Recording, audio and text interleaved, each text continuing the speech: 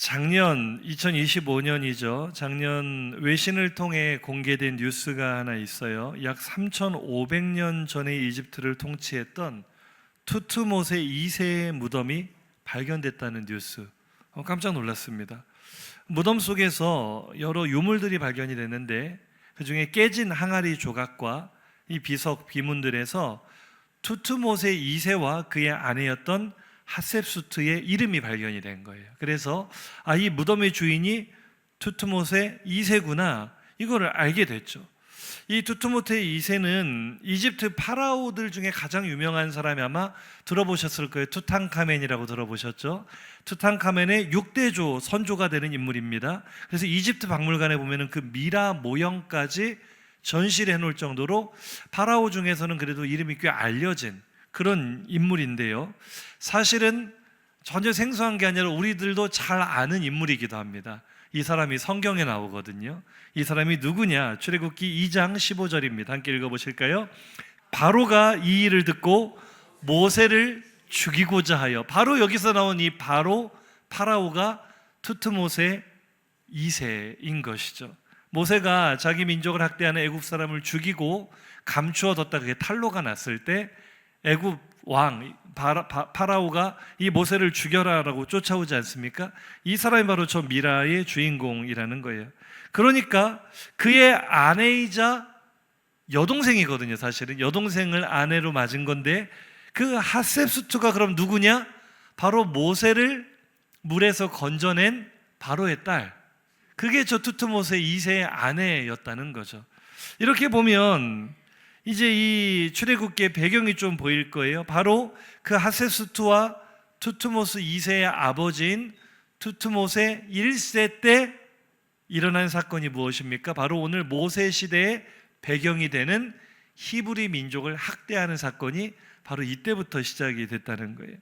이집트 역사는 굉장히 깁니다. 표를 통해 확인해 보셔도 대략 잡아도 5,000년 이상 기록된 역사로만, 그 이전 역사는 다 셀 수가 없고요.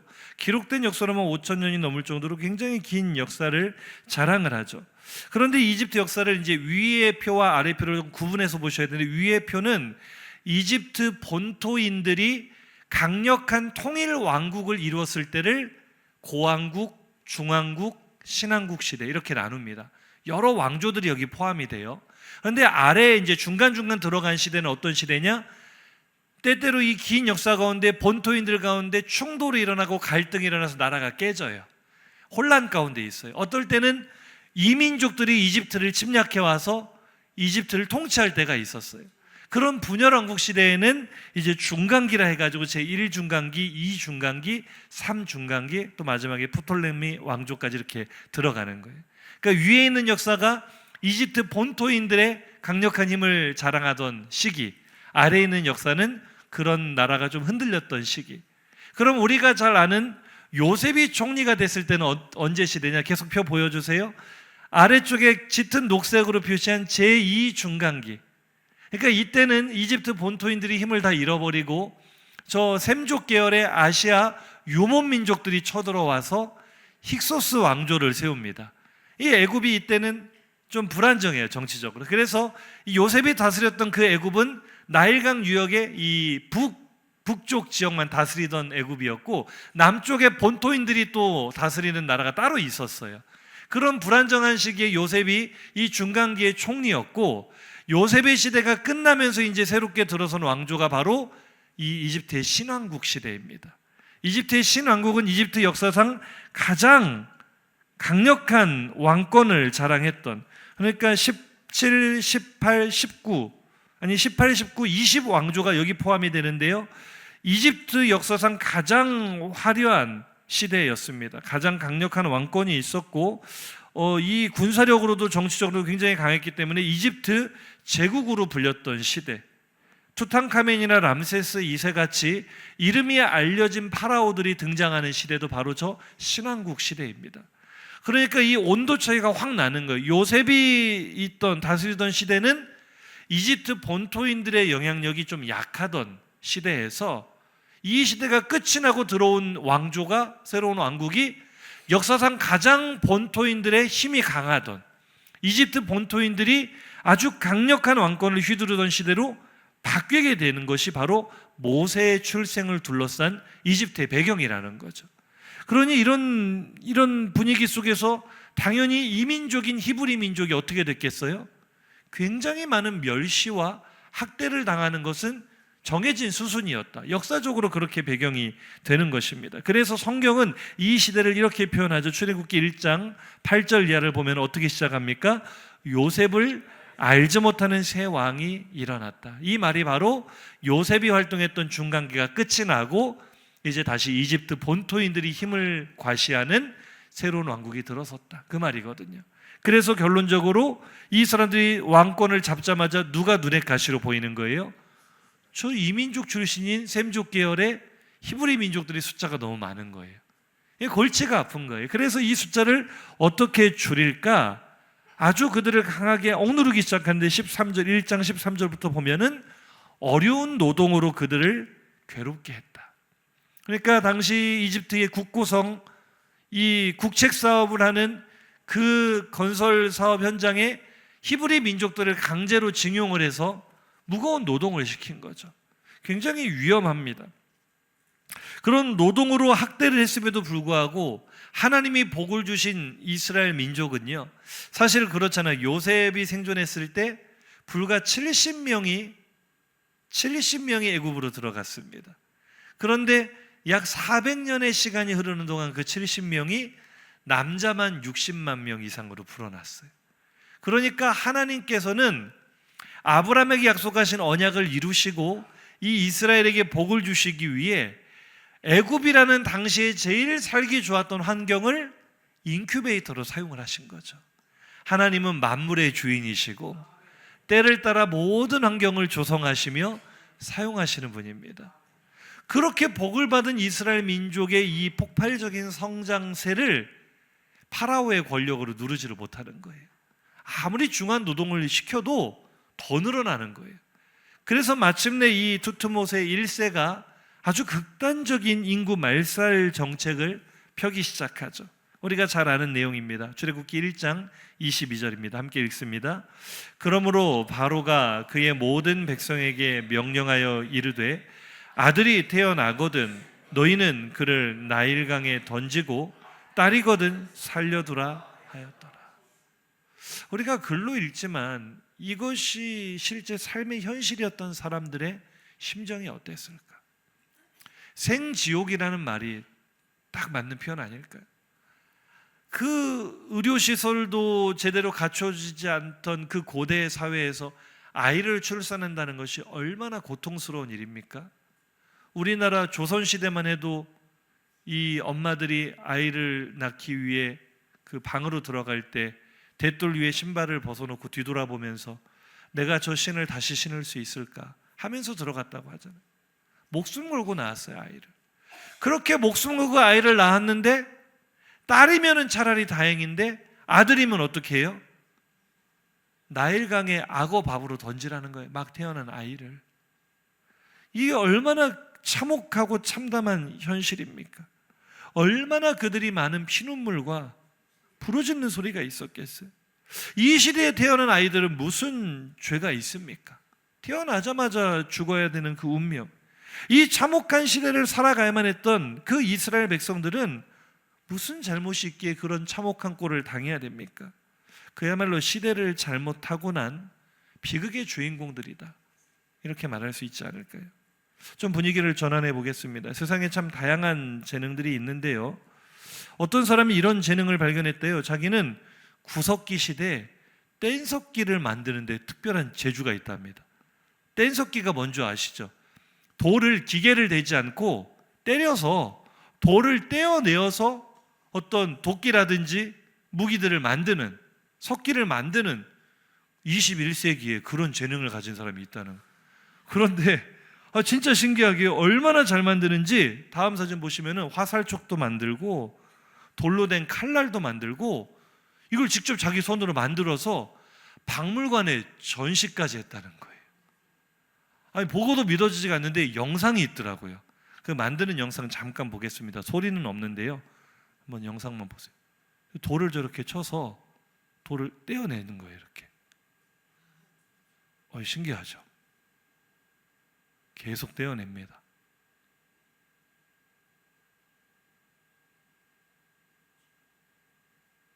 이게 원시 시대 때 저런 식으로 도구를 만들었다는 거거든요. 계속 떼어내면서 지금 모양이 만들어지죠. 이게 끝이 아니고요. 이제 더 정교하게 떼어냅니다.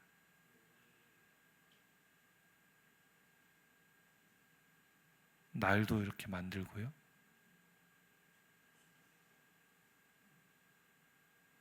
저기 가죽이 저렇게 잘려요. 돌로. 이게 순수하게 돌을 떼어내서 만드는 장면. 아니 이게 뭐라고 우리가 이렇게 넋을 잃고 다 이걸 보고 있는지 너무 신기하지 않습니까? 이 영상을 보고 누군가 댓글을 달았어요. 이 사람은 정말 시대를 잘못 타고났다.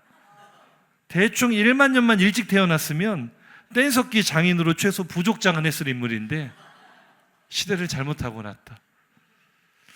모세는 정말 시대를 잘못 타고난 인물인 것 같습니다.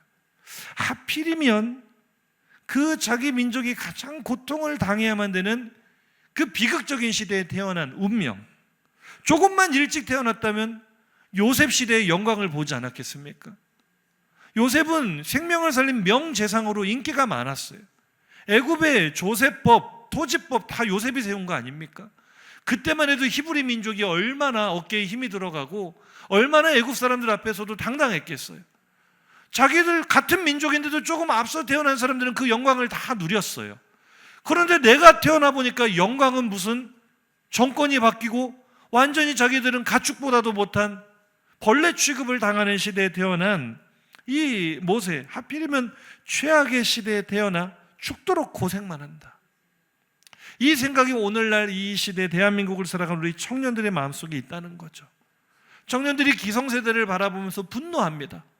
나도 저 시대에 태어났더라면, 나도 저 시대에 태어났다면 대학에 가는 것도 취업을 하는 것도 결혼을 하는 것도 이렇게 힘들진 않았을 거다.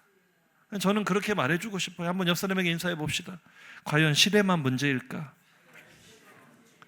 아니라고 말하고 싶지만 우리 청년들이 생각할 때는 분명히 그런 불만이 있을 거예요. 분명히 맞는 얘기도 있죠. 기성세대들에게 취업이나 결혼이 조금 더 수월했던 면도 있는 것 같습니다. 그러나 기성세대들이 생각하실 때는 어떻습니까? 지금보다 상대적으로 조금 더 좋은 시대를 살았는지는 모르겠지만 사실 지금과 비교해 보면 모든 것이 불편하고 열악하고 궁핍하지 않았습니까? 제가 요즘에 날씨가 너무 덥잖아요. 참 현장에서 일하는 성도들이 얼마나 고생을 할까 늘 생각을 하고 기도를 합니다. 그냥 밖에만 나와도 숨이 안 쉬어질 정도로 더운데 무슨 생각이 드냐면요, 에어컨도 없고 전기도 없던 조선시대는 어떻게 살았을까? 한번 생각해 보셨습니까? 아니 전기가 이렇게 들어오고 에어컨을 우리가 사용한 지가 얼마나 돼요? 그 이전 시대 사람들 때는 이렇게 더운 날이 없었겠어요? 도대체 어떻게 살았을까? 그렇게 생각하면 기성세대라고 딱히 좋았던 것도 아닌 것 같아요. 또 누구에게나 지금 현재의 삶은 비명이 절로 나오는 고통이 있지 않습니까? 모세 시대만 고통스러웠던 것이 아니라 오늘 우리의 시대도 저마다의 고통이 있습니다. 그래서 저는 이 시대를 비명의 시대라고 이름을 붙여보고 싶습니다. 부르짖음의 시대라고 불러보고 싶습니다. 모세의 시대도 그랬던 것이죠. 2장 23절입니다. 함께 읽습니다. 여러 해 후에 애굽 왕은 죽었고 이스라엘 자손은 고된 노동으로 말미암아 탄식하며 부르짖. 이 애굽 왕이 아까 모세를 죽이겠다고 하던 바로 그 두투모세 2세입니다. 그러니까 이 왕이 죽었을 때 모세가 지금 한창 광야에서 양을 칠 때니까 그 아이들, 남자애를 다 나일강에 던져 죽여라라고 명령이 내려진 지 무려 80년의 시간이 흐른 거예요. 모세가 그때 건져짐을 받고 80세가 됐으니까요. 100년 가까이 시간이 흘렀어도 그들의 고통이 줄어들었어요? 줄어들지 않았어요? 전혀 줄어들지 않았어요. 사랑하는 성도님들, 우리는 시대가 바뀌면 고통이 사라질 거라는 기대를 합니다. 그러나 세상이 아무리 편리해지고 시대가 바뀌어도요, 이 인생의 고통 사라지지 않습니다. 하나님만이 우리의 고통을 바꾸실 수 있고 하나님만이 모든 것을 변화시키시고 회복시키시는 줄로 믿습니다. 그래서 우리는 고통 가운데 탄식할 수밖에 없는 거예요. 부르짖을 수밖에 없는 거예요. 부르짖으면 하나님께서 들어주시지 않을까? 하나님이 들으시면 이 고통이 없어지지 않을까? 우리는 이 부르짖음의 시대에 그렇게 탄식하며 하나님께 부르짖습니다. 우리 성도님들 많이 부르짖고 계십니까? 그런데 그렇게 부르짖다 보면 화가 날 때가 있어요. 공감을 못 하시는 표정을 가지신 분들은 부르짖어 본 적이 없는 분들이고, 요즘 많이 부르짖고 있는 분들은 한번 대답해 보세요. 화날 때 있어요, 없어요? 저만 있는 줄 알고 좀 놀랐는데 다행입니다. 동지들이 많이 있네. 왜 화가 나요? 부르짖는데 응답이 없어요. 몇 해 전에 김해 국제음악제 타이틀에 베토벤이 등장을 했는데, 그걸 보고는 베토벤 형님이 화가 머리끝까지 나서 SNS에 글을 올렸어요. 참을 수가 없다. 왜냐하면 그 음악회 제목이 베토벤 아저씨 들리나요? 베토벤은 귀를 못 듣는 사람이었잖아요. 무슨 고인 능욕도 아니고 베토벤 아저씨 들리나요? 베토벤 형님이 화가 났답니다. 근데 저는 이 문구를 딱 보는 순간 뭐가 떠오르냐면, 이거 우리들이 해야 될 질문 아닌가? 베토벤 아저씨 말고 누구한테요? 하나님 아저씨는 아니고 하나님 아버지 들리십니까? 듣고 계십니까? 살아는 계십니까? 정말 부르짖어 기도해 본 분들은 누구나 한 번쯤은 이런 질문 해보셨을 거예요. 하나님, 이렇게 부르짖는데 왜 응답이 없습니까? 이렇게 밤낮 없이 하나님께 부르짖는데 왜 응답해 주지 않으십니까? 하나님 앞에 많이 부르짖어 본 분들은요, 하나님께 이렇게 실망할 때가 있습니다. 그런데 그 감정은 우리만 느낀 것이 아니라 구약의 선지자들도 동일하게 느꼈던 것 같아요. 한 군데만 보죠. 하박국 1장 2절에서 3절 보시면 한번 읽어볼까요? 여호와여, 내가 부르짖어도 주께서 듣지 아니하시 어느 때까지이리까? 내가 강포로 말미암아 외쳐도 주께서 구원하지 아니하시나이다. 어찌하여 내게 죄악을 보게 하시며 패역을 눈으로 보게 하시나이다. 이 하박국 선지자의 요지가 뭡니까? 나는 주께 많이 부르짖었습니다. 억울한 일을 만날 때, 고통 중에 있을 때, 불의한 일들을 바라볼 때 하나님 보시옵소서라고 부르짖었습니다. 그러나 결론이 뭐예요? 하나님은 부르짖어도 안 들으십니다. 하나님 이 꼴을 좀 봐달라고 하나님께 아무리 부탁해도 하나님 내 형편을 돌아보지 않으십니다. 그래서 내가 이런 꼴을 보고 살아야 됩니다. 이런 기가 막힌 환경을 내가 눈으로 보며 살아야 합니다. 선지자들도 그렇게 하나님 앞에 따지듯이 물었다고요. 조금 위로가 되지 않으십니까? 옆 사람 보고 한번 인사하시죠. 그대만 그런 게 아니네요. 하긴 선지자들도 우리랑 뭐 별반 다를 바 없이 얼마나 화가 났으면 하나님 안 들으시잖아요. 기도하면 뭐합니까? 안 보시잖아요. 이렇게 하나님 앞에 원망을 했다고요. 그런데 오늘 본문은 이런 우리들의 하나님을 향한 원망이 무색할 정도로 정반대의 이야기를 우리에게 들려주고 있습니다. 분명히 우리의 눈으로 보기에는 하나님이 안 보시는 것 같고 우리의 귀로 듣기에는 하나님이 안 들으시는 것 같은데, 오늘 본문은 정반대로 하나님께서 우리의 간구를 듣고 계신다고 말합니다. 하나님께서 우리의 형편을 살피고 계신다고 이야기하고 있습니다. 진짜인지 아닌지 출애굽기 2장 24절 25절 한번 보겠습니다. 시작. 하나님이 그들의 고통 소리를 들으시고 하나님이 아브라함과 이삭과 야곱에게 세운 그의 언약을 기억하사 하나님이 이스라엘 자손을 돌보셨고 하나님이 그들을 기억하셨다. 아멘. 우리 성도들은 믿음이 좋으셔서 이 말씀만 읽어도 아멘이 나오는 것 같은데, 저는 이 말씀을 읽을 때요 답답함을 느낍니다. 하나님, 말만 하지 마시고 들었다고만 하지만 마시고 돌보고 있다고, 내가 너를 지켜보고 있다고 말씀만 하지 마시고, 우리의 솔직한 심정은 뭐예요? 정말 듣고 계시면, 정말 보고 계시면 뭐를 보여주세요? 증거를 보여주세요. 말씀만 하니까 지칩니다. 듣고 계시는데 왜 아무것도 달라지지 않습니까? 증거를 보여주세요. 우리가 그렇게 말하는데요, 오늘 본문이 바로 그 이야기를 하고 있는 거예요. 하나님께서는 우리에게 내가 너의 고통을 듣고 있다, 내가 너의 환경을 보고 있다 말씀만 하시는 분이 아니라 그것이 사실이라는 것을 드러내 보여주시는 분인 줄로 믿습니다. 오늘 본문의 제목이 그거예요. 하나님의 음성이 저는 그렇게 느껴졌어요. 내가 너의 부르짖음을 듣고 있어. 그 증거가 뭐야? 내가 너에게 그러니까 들려줄게. 내가 너의 고통을 보고 있어. 하나님 증거가 뭐예요? 내가 보고 있다는 것을, 너에게 새로운 것을 보여줌으로 증명해 줄게. 한번 따라해 보실까요? 들으심으로 들려주시고 보고 계심으로 보여주십니다. 이것을 염두에 두시고 오늘 본문 3장 2절을 한번 읽어봅시다. 시작. 여호와의 사자가 떨기나무 가운데로부터 나오는 불꽃 안에서 그에게 나타나시니 그가 보니 떨기나무에 불이 붙었으나 그 떨기나무가 사라지지 아니하는지. 아멘. 하나님께서 모세에게 음성으로만 말씀하신 게 아니고요, 볼 수 있는 방법으로 임하신 게 우연이 아니라는 것. 말씀을 좀 깊이 보세요. 떨기나무라는 것은 마른 나뭇가지 덤불이라서 자연적으로도 불이 잘 붙습니다. 건조한 날씨에서는 자연 발화가 돼서 불타 없어지는 게 일상이에요. 그런데 오늘 이 본문은 그런 일상의 사건을 말하는 게 아니에요. 일상의 사건이라면 불타서 금방 날아가 버리고 없어져야 됩니다. 그런데 불이 붙었는데 소멸되지 않아요. 불이 붙었는데 타서 없어지지 않아요. 이게 뭡니까? 하나님께서 보라고 보여주신 증거라는 것입니다. 할렐루야. 하나님의 음성을 보셔야 돼요. 불타는 떨기나무를 바라볼 때 우리는 하나님의 음성, 하나님이 보여주시는 것을 봐야 됩니다. 하나님께서 뭘 말씀하세요? 내가 너의 고통을 보고 있다는 것 내가 보여줄게.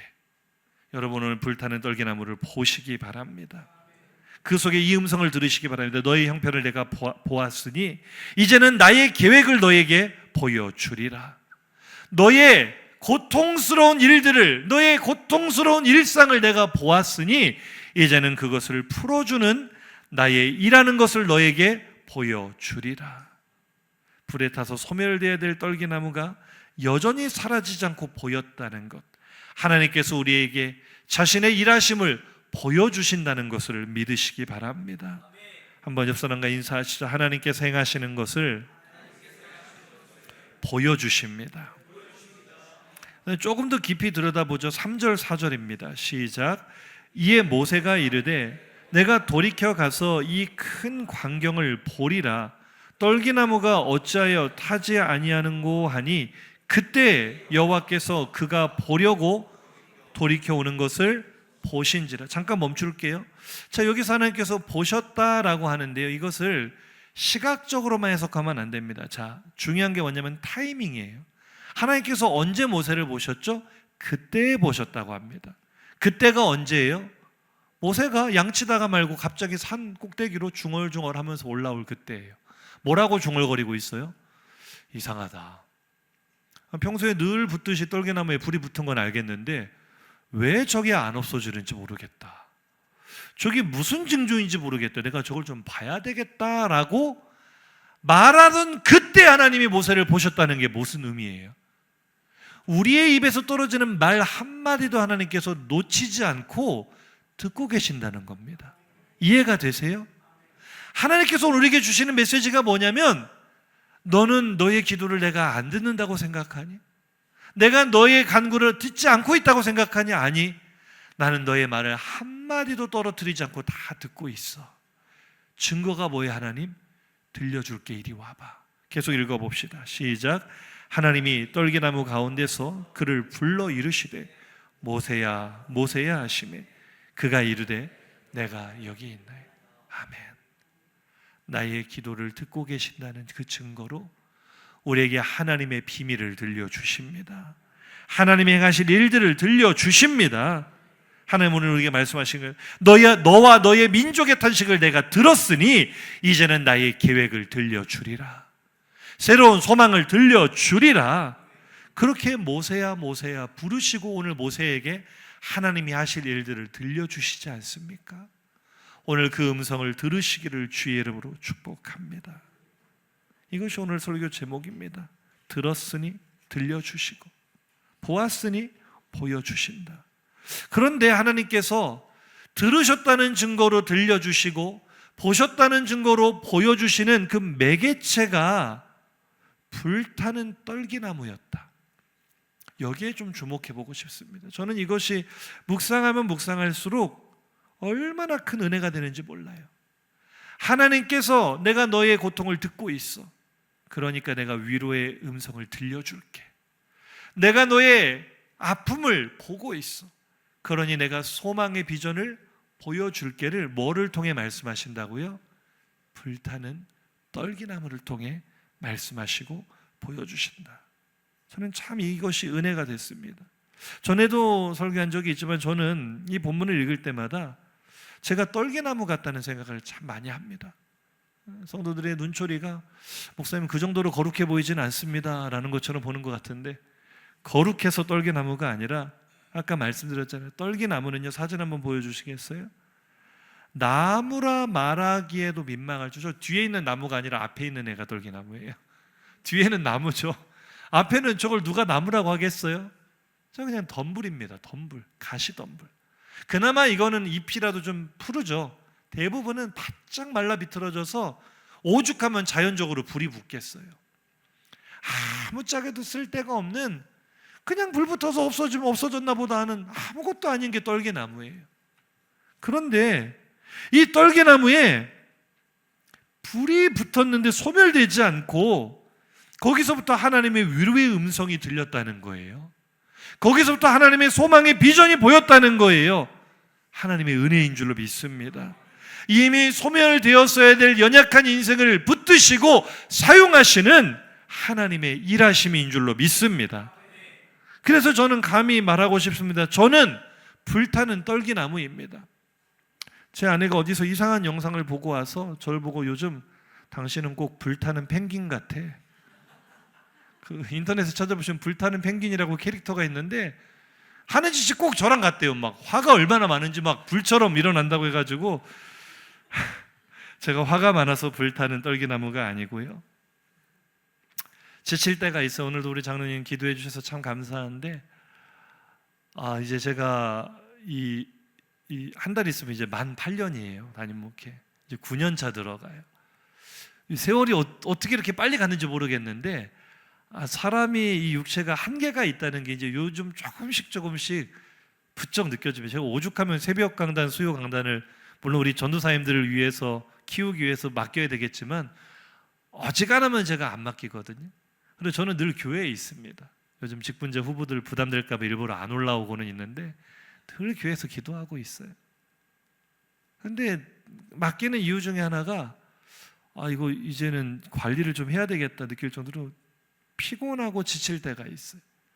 특히 주일 앞두고는요, 거의 뭐 잠도 한숨도 못 자고 지쳐 있어요. 그런데 우리 성도들이 기도를 많이 해주셔서 그런지 강대 하나만 올라오면은 성령의 불이 임하는 것 같아요.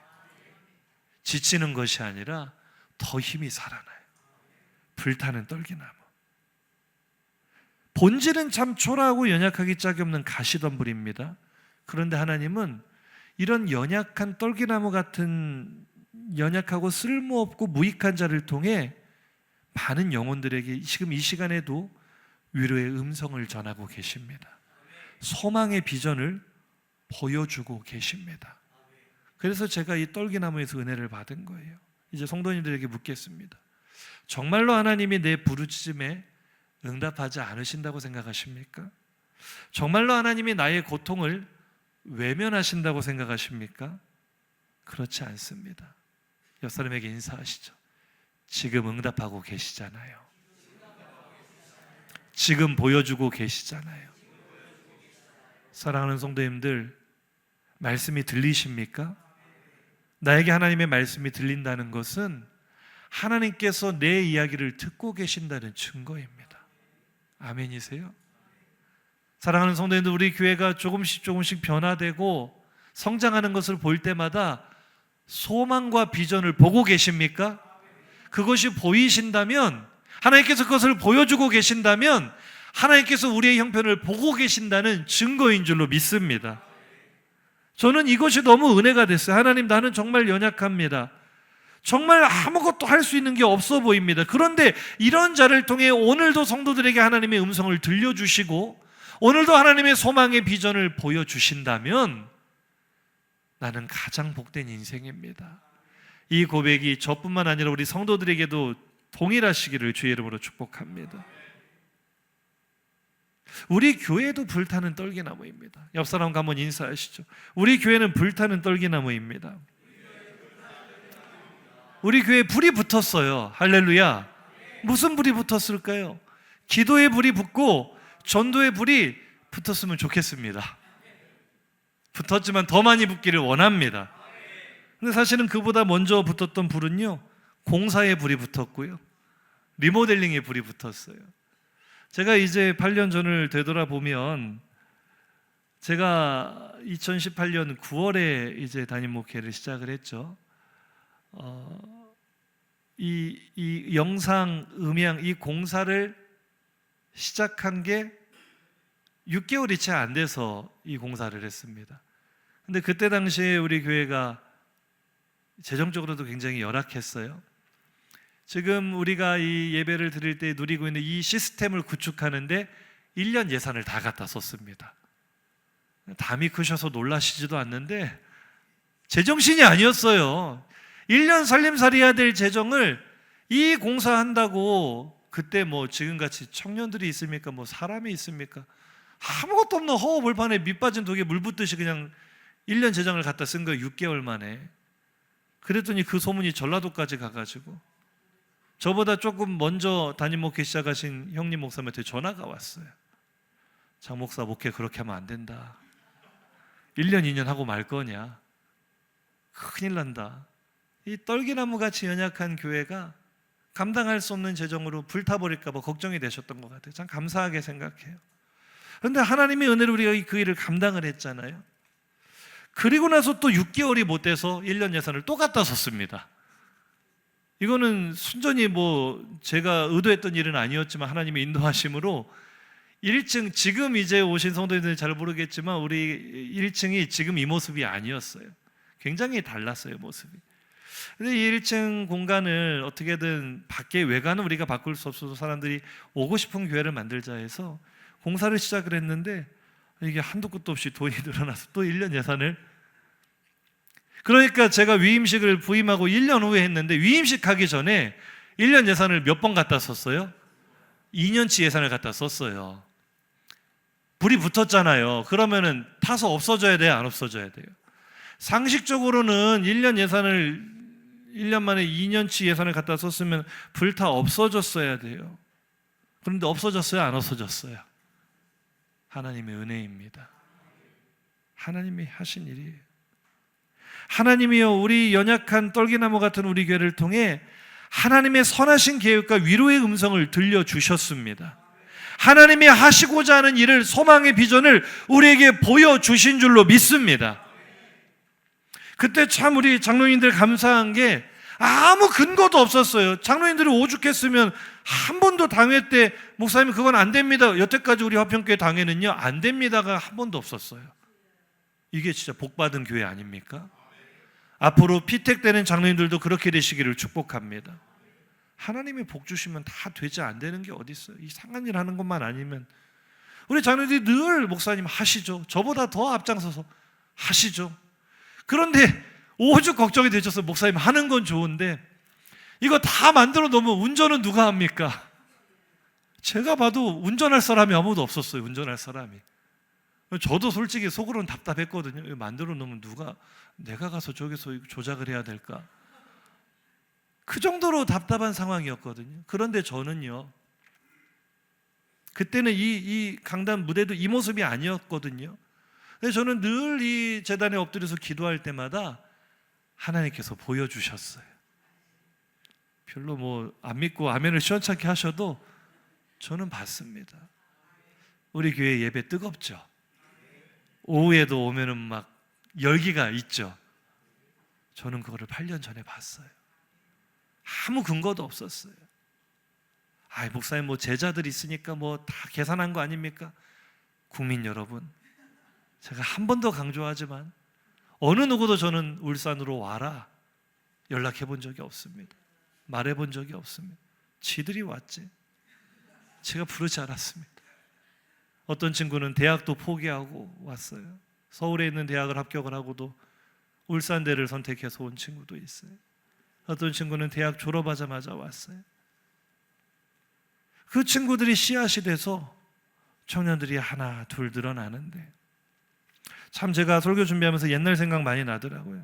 초창기 때는요, 그 아시잖아요. 우리 교회에 뭐 청년부라고 할 만한 부서 자체가 없었잖아요. 청년 한 명이 없어서 주일 오후 예배를 마치고 나면은 마음이 참 답답하고 허전해서 견딜 수가 없는 마음이 있었어요. 그래서 성도들 다 귀가하신 다음에 저 혼자 부산으로 달려갔어요. 그럼 부산 가면 딱 저녁 시간쯤 되거든요. 수영록 교회 저녁 예배 시간, 청년 예배예요. 저녁 예배가. 그 예배를 드리러 다녔어요. 부르짖었어요. 그 예배를 드리면서, 하나님, 이렇게 젊은이들이 많은데 울산 땅에도 젊은이들이 있을 거 아닙니까? 우리 교회도 젊은이들 보내주세요. 제가 말씀으로 잘 키우겠습니다. 보내주세요. 참 그때 울기도 많이 울었던 것 같아요. 그 한 사람이 아쉬워서. 토요일 저녁마다, 요즘은 뭐 제가 전사님들 다 맡기고 신경 안 쓰지만 그때는 토요일 저녁 밤늦게까지 혼자 예배당 지키면서 주보도 혼자 접고 뭐 그렇게 있으면서도 늘 그 꿈을 꿨어요. 하나님, 젊은이들 보내주세요. 작년 성도들을 보면서도요, 우리 교회가 털이가 텅 비어 있었어요. 그때 당시 주력인 성도들이 다 60대 이상, 이제 70대를 넘어가고 계세요. 그 이하 세대가 텅 비어 있어서 새벽마다 몸부림치며 기도했던 기도 제목이, 하나님, 작년 10가정을 주십시오. 10가정만 있으면 됩니다. 그렇게 기도를 했어요. 처음에는 시간이 흘러도 아무 응답이 없는 것 같았어요. 답답했어요. 그런데 돌아보니 하나님, 내가 부르짖을 때마다 내가 듣고 있다 위로의 음성을 들려주셨고, 몸부림칠 때마다 보이지 않지만 앞으로 일어날 비전을 보게 하셨습니다. 말씀을 준비하면 이제 요즘 이야기들을 좀 돌아보니 너무 신기하더라고요. 우리 지난주에 청년 한 커플 결혼했잖아요. 이번 달에 또 한 커플 결혼하는 거 아시죠? 올해 이제 2가정이 생기잖아요. 그런데 놀라지 마세요. 내년에 결혼 날짜 받아놓은 청년들이 지금 3커플이에요. 그리고 최근에 연애를 시작한 커플이 2커플이 있어요. 그런데 이미 사귀고 있는 커플들도 있거든요. 옆 사람 보고 인사합시다. 앞으로 축의금 준비 많이 해야 될 겁니다.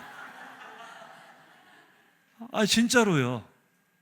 청년 한 명이 없어서 몸부림치며 하나님께 눈물로 부르짖었는데 분명히 그때는 아무 응답도 없는 것 같았거든요.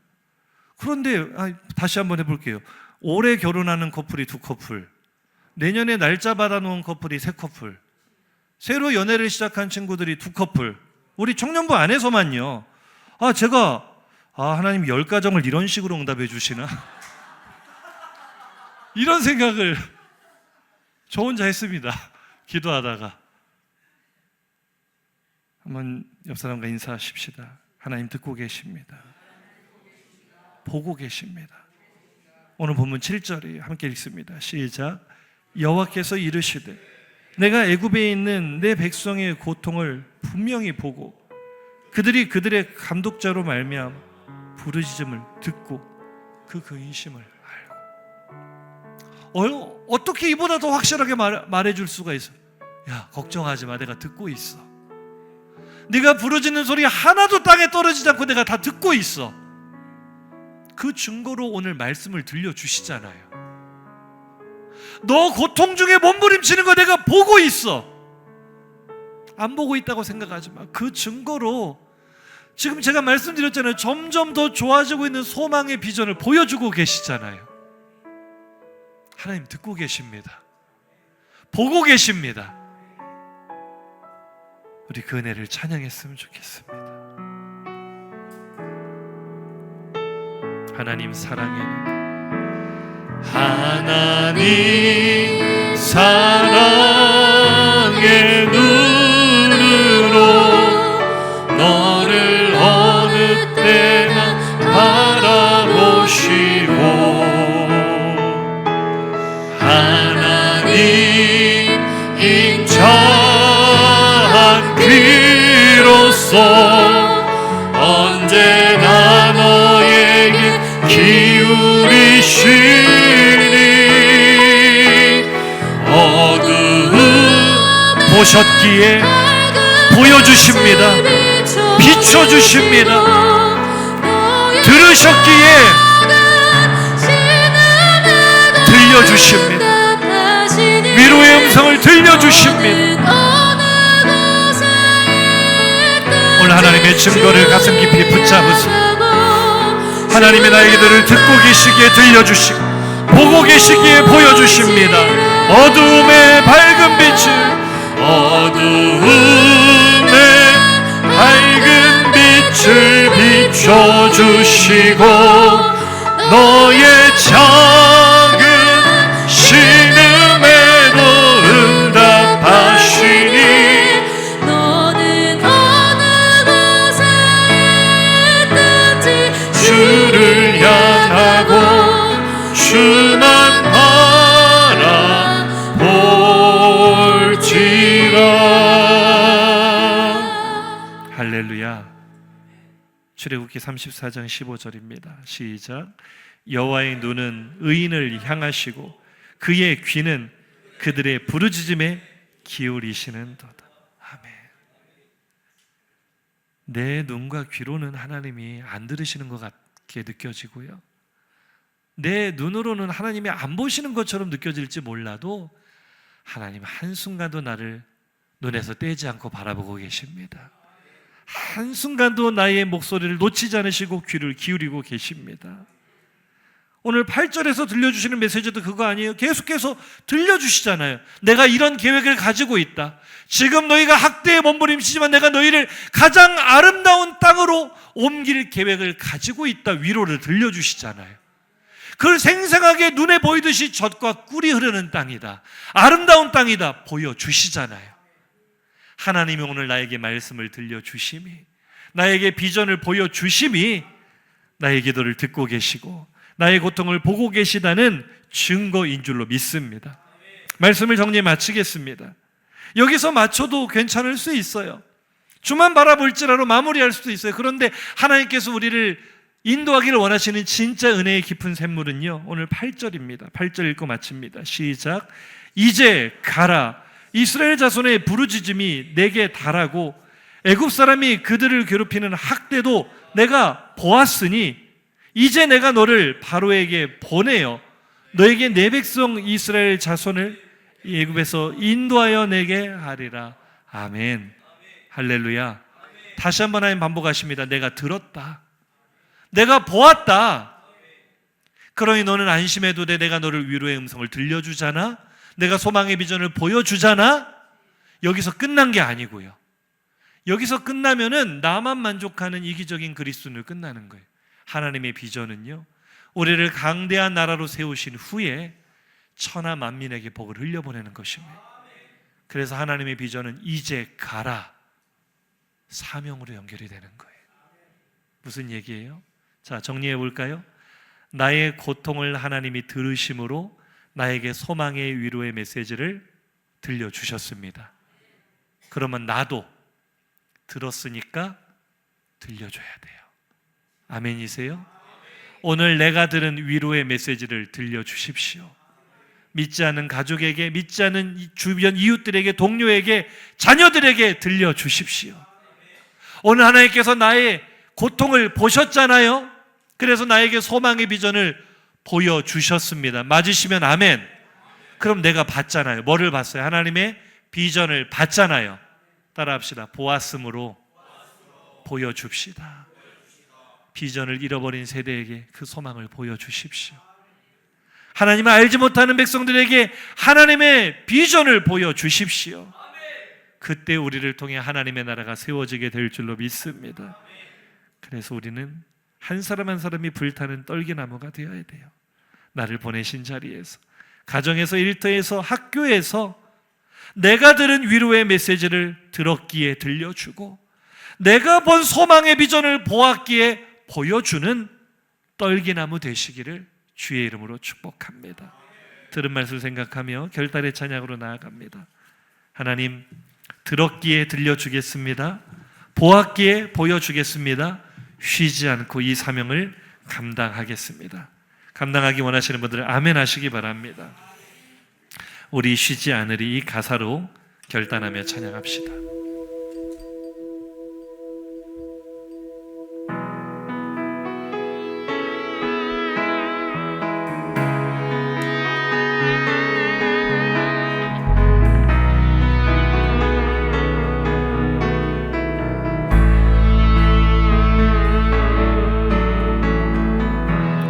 쉬지 않으리 천국이 날 때까지 우리는 성벽의 파수꾼. 주님이 오늘 우리에게 주신 마음으로, 주가 주신 마음으로 무릎 꿇고 엎드려 하늘에 주께 기도하리. 어떻게 기도하시겠습니까? 주의 능력 곧 나타내소서. 흐르는 눈물에 기도 들으소서. 아멘.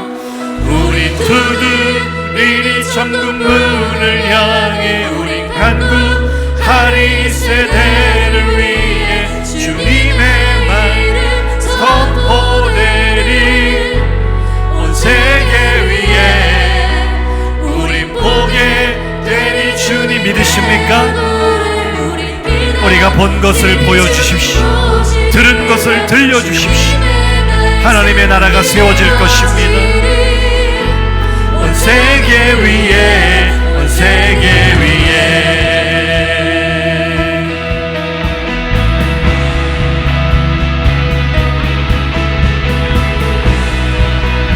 힘있게 고백합시다.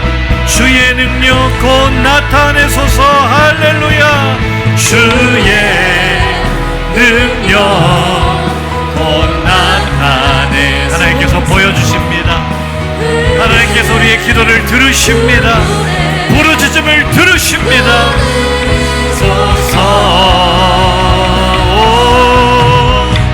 두드리니 천국 문을 향해 간구하니. 세대를 위해 주님의 이 비전을 향해 나아가십시오. 떨기나무가 되십시오. 들으셨으므로 들려주셨으므로 나도 들은 것을 들려주겠습니다. 보셨으므로 보여주셨으니 나도 본 것을 보여주겠습니다. 더 이루어지니. 한 번만 더. 우린 두드리니, 우린 두드리니 천국 문을 향해 간구하리. 세대를 위해 주님의 이름 선포되리. 온 세계 위함에 우린 보게 되니. 주님의 얼굴을 우린 기다리니. 주님 오실 그날 주님의 말씀 이루어지리. 온 세계 위에, 온 세계 위에. 할렐루야. 우리 함께 통성으로 결단하며 기도하겠습니다. 우리의 기도의 방향이 바뀌었으면 좋겠습니다. 왜 하나님 내 기도를 안 들으십니까? 하나님이 살아계십니까? 원망했던 우리의 기도가, 하나님 오늘도 내게 은혜의 말씀을 들려주심이 나의 기도에 대한 응답인 줄로 믿습니다. 나의 기도를 듣고 계신다는 증거인 줄로 믿습니다. 하나님, 여전히 현실이 답답하고 힘들지만 오늘 나에게 소망의 비전을 보여주심이 하나님이 나의 현실을 보고 계시다는 증거인 줄로 믿습니다. 들으셨으므로 들려주셨고 보셨으므로 보여주신 그 은혜를 이제 나도 하나님의 위로의 메시지를 들었으므로 들려주겠습니다. 하나님의 소망의 비전을 보았으므로 보여주겠습니다. 나를 부르신 삶의 자리에서, 가정에서, 학교에서, 일터에서 불타는 떨기나무로 하나님을 들려주고 보여주는 인생 되게 하여 주옵소서. 주여 한번 부르짖고 통성으로 기도합니다. 주여